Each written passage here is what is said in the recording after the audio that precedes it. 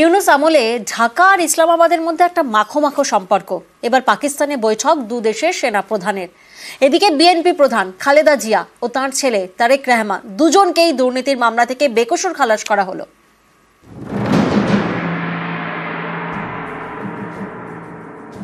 যে পাকিস্তানের বিরুদ্ধে মুক্তিযুদ্ধ, সেই পাকিস্তানি এখন বাংলাদেশের পরম প্রিয়। একের পর এক পদক্ষেপ। এবার পাকিস্তান সফরে বাংলাদেশের সেনাপ্রধান। মঙ্গলবার পাকিস্তানের রাওয়ালপিন্ডিতে পাকিস্তানের সেনাপ্রধান আসিম মুনিরের সঙ্গে বৈঠক করেন বাংলাদেশের সেনাপ্রধান কামরুল হাসান। বাংলাদেশের এখন পরম বন্ধু পাকিস্তান। পাকিস্তানিদের জন্য ভিসা প্রক্রিয়া সহজ করছে ঢাকা। শুধু তাই নয়, দু দেশের মধ্যে বাণিজ্য বাড়াতে পাকিস্তান যাতায়াতের জন্য বিমানের সংখ্যাও বাড়াচ্ছে তারা। গত অগাস্ট থেকে বাংলাদেশে অস্থিরতা বেড়েছে, মূল্যবৃদ্ধি আকাশ ছোঁয়া, বিভিন্ন শিল্প ধুঁকছে, চাপে ইউনূস সরকার। এই পরিস্থিতিতে তারা পাকিস্তানের সঙ্গে প্রেম বাড়াচ্ছে আর চীনের কাছে নতজানু হচ্ছে। আগামী 20 জানুয়ারি চীন সফরে যাবেন বাংলাদেশের বিদেশ মন্ত্রকের উপদেষ্টা তৌহিদ হোসেন। 24 জানুয়ারি পর্যন্ত চীনে থাকবেন। এদিকে বাংলাদেশে নানা ইস্যুতে ইউনূস সরকারের উপর চাপ বাড়াচ্ছে বিএনপি। সেই বিএনপির প্রধান খালেদা জিয়া ও তাঁর ছেলে তারেক রহমানকে দুর্নীতি মামলা থেকে বেকসুর খালাস করা হলো। জিয়া অরফানেজ ট্রাস্ট দুর্নীতির মামলা বাতিল হয়ে গেল আপিল কোর্টে। দুর্নীতি মামলায় খালেদাকে বেকসুর খালাস ঘোষণা করা হয়েছে। এই মামলা থেকে খালেদার ছেলে তারেক রহমানকে অব্যাহতি দেওয়া হয়েছে। এর আগে এই মামলায় খালেদাকে 10 বছরের জেলের নির্দেশ দেয় হাইকোর্ট। তারেককেও কারাদণ্ডের নির্দেশ দেওয়া হয়। হাইকোর্টের নির্দেশকে চ্যালেঞ্জ করেন বিএনপি নেত্রী। সেই মামলায় এবার বেকসুর খালাস খালেদা জিয়া ও তাঁর ছেলে। আপিল কোর্টের পর্যবেক্ষণ, খালেদাকে হয়রান করতেই এই মামলা করা হয়েছিল।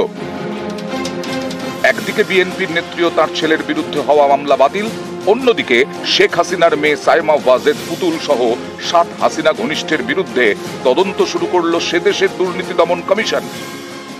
অভিযোগ সংশ্লিষ্ট জনাব তারিক সিদ্দিক, তার স্ত্রী শাহিন সিদ্দিক, মেয়ে বুশরা সিদ্দিক দুর্নীতি, ক্ষমতার অপব্যবহার, সরকারি জমি আত্মসাৎ, মানি লন্ডারিং সহ দেশে বিদেশে নামে বেনামে অবৈধ সম্পদ অর্জনের অভিযোগের প্রেক্ষিতে অনুসন্ধানের সিদ্ধান্ত গৃহীত হয়েছে।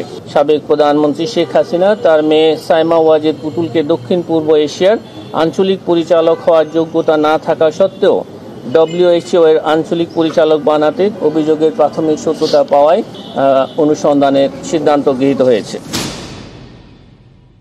জুলাই আগস্টের শহীদ কতজন, এই তালিকার কোনো গণ তদন্ত কমিশন এখনো এই রাষ্ট্র করে নাই।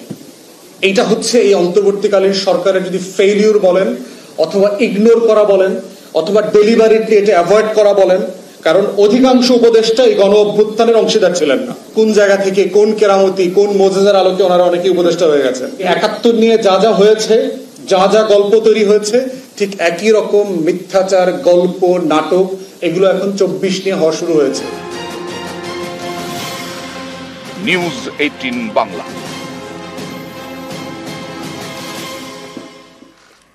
অন্যদিকে বাংলাদেশে জারি সংখ্যালঘুদের উপর অত্যাচার। এবার বরগুনা জেলায় সেখানে সংখ্যালঘুদের ধর্মস্থানের জমি দখলের চেষ্টা। বিএনপি নেতা আব্দুল সালাম ও তাঁর সহযোগীদের বিরুদ্ধে এই অভিযোগ সামনে আসছে। স্থানীয়দের বিক্ষোভের মুখে পিছু হটে বিএনপি নেতা।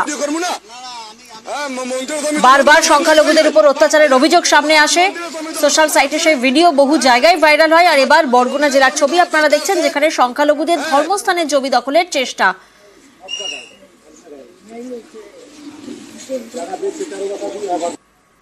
কাগজের না জোর করে তো কেউ নেবে না।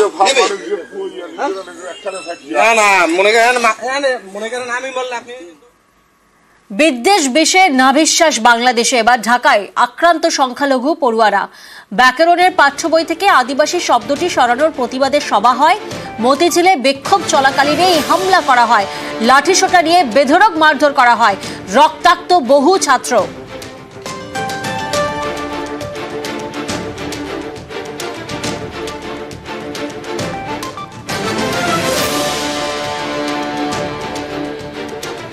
ঠিকভাবে, শান্তিপূর্ণভাবে তারা যেন বসবাস করতে পারে, আর সহ অবস্থান করতে পারে, সবাই যেন সমানভাবে থাকতে পারে। এটাই আমাদের ইচ্ছা, এটা আমাদের আশা। এটাই হচ্ছে এখন সরকার যেন সঠিকভাবে একটা তদন্ত করুক। সম্মতিক্রমে যেটি তুষাপা বললেন যে অন্তর্ভুক্তিমূলক অ্যাপ্রোচ থেকে গ্রাফিতিতে পাঠ্যপুস্তকে সংযুক্ত হয়েছিল, কোন একটা ব্যানার নিয়ে কেউ একজন বললো মাপ উঠলো এবং সঙ্গে সঙ্গে সরকার পিছিয়ে গিয়ে সেটাকে তুলে নিল। তো এরকম কিন্তু আমরা চাইনি আসলে।